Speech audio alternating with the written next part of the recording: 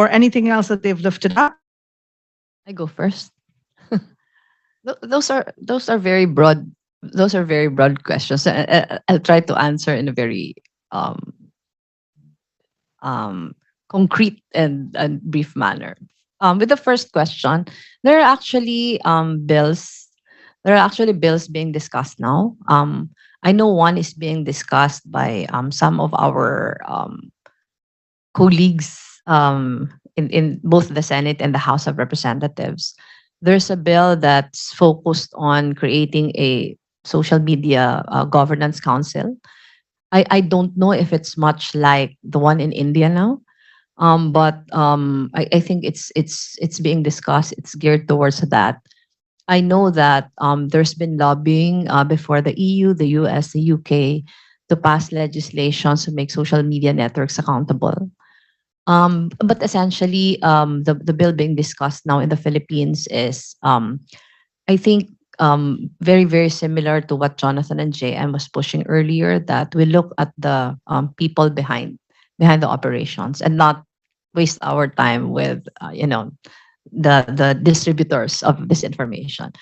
Um, your question is broad, but I must say that we have a lot to do. We have a lot to do as far as making sure that we are less vulnerable. You're a history professor, and I think that's one of the areas where we have failed. We have failed to teach history in a manner that would have prevented us from committing the same mistakes over and over again. Definitely, education is key.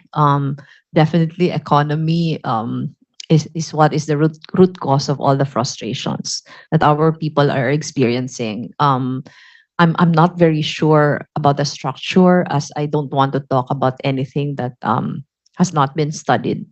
But definitely, a lot of things are not working for us, and we should start talking about these things now, because it will only become worse if we wouldn't.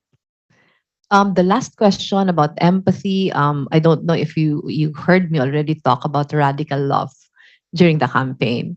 A lot of people disagree with me, especially our supporters. They feel like radical love would not give us justice. But the reason why I've been pushing for radical love is we do not want to add to the polarization. By adding to the polarization, I'm very definite that we are not contributing to solving in a more sustainable way the problems that beset us now. So radical love is just exercising more empathy, listening more, being more patient.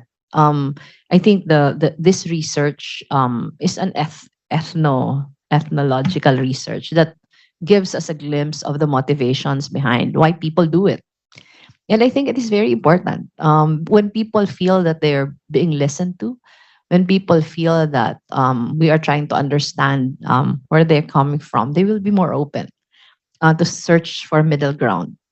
But if we are not willing to listen, we are not willing to exercise empathy, then it will just contribute to the polarization.